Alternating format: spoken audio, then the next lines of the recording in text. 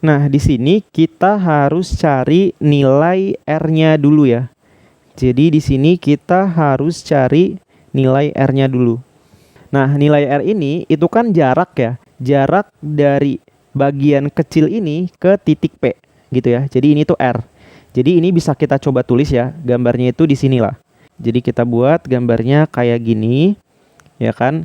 Di depan sini itu R, oke? Di depannya itu R nih. Jadi kita tulis R. Kemudian di bagian bawahnya itu nilainya adalah X. Kemudian yang miring ini itu nilainya R kecil. Gitu. Nah, nilai R kecil ini itu bisa kita hitung menggunakan Pitagoras. Caranya gimana? Caranya adalah tinggal kita buat akar, depannya itu kita pangkatkan 2. Ditambah yang sampingnya kita pangkatkan 2.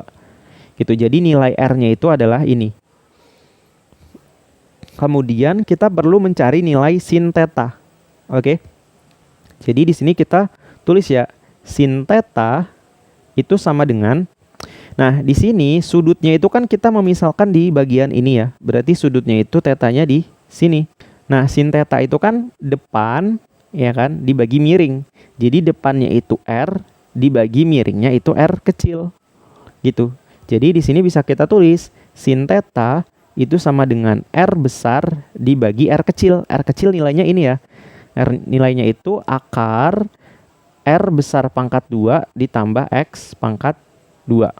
Gitu. Jadi tinggal kita masukkan aja ya di bagian sini. Jadi kita masukkan jadinya sama dengan 2 integral 0 sampai L per 2 K dq nilai R-nya itu ini ya, akar R pangkat 2 ditambah X pangkat 2.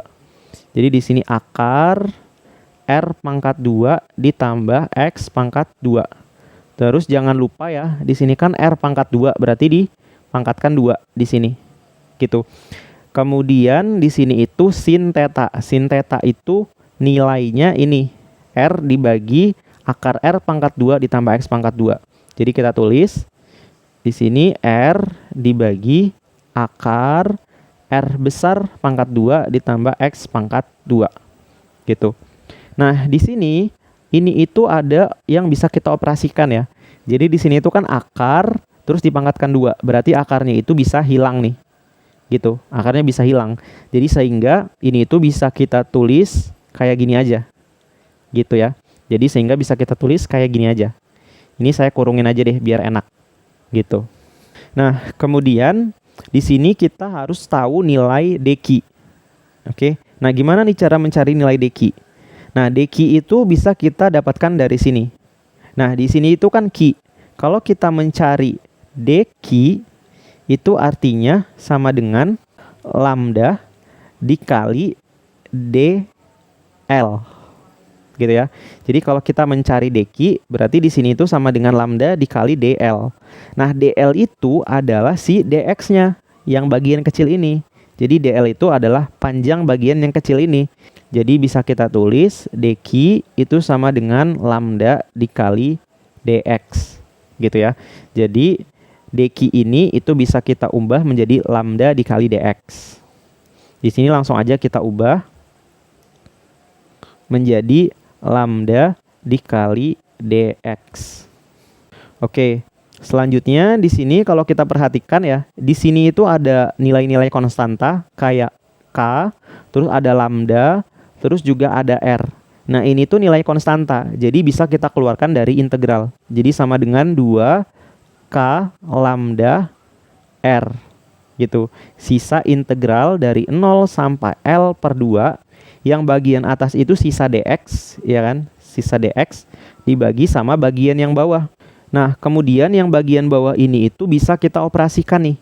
Yang bagian bawah ini itu sebenarnya pangkat 1 ya. Terus bentuknya juga sama nih kayak yang ini. Nah, kalau akar itu nilainya kan pangkat setengah, oke? Jadi akar ini nilainya pangkat setengah.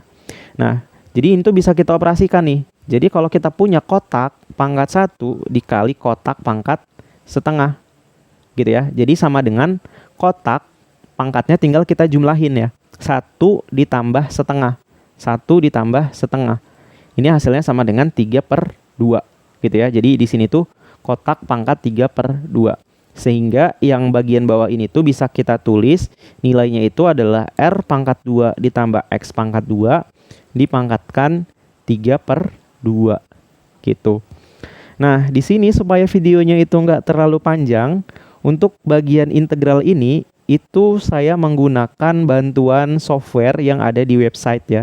Jadi caranya itu kita tulis kayak gini. Di sini teman-teman bisa menggunakan website Wolfram Alpha. Kemudian kita klik aja. Selanjutnya di sini nanti kita bisa masukkan nilai yang pengen kita integral ya. Tadi yang pengen kita integral itu kan dx per R pangkat 2 ditambah X pangkat 2 dipangkatkan 3/2. Di sini bisa kita coba tulis ya.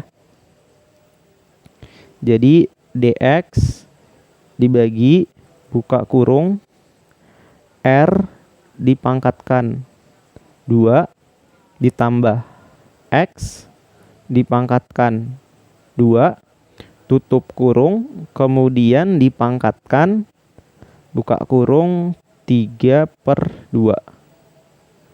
Kemudian kita enter. Maka di sini kita mendapatkan hasil integralnya itu adalah X dibagi R pangkat 2 dikali akar R pangkat 2 ditambah X pangkat 2. Nah, ini kita tulis di slide kita tadi.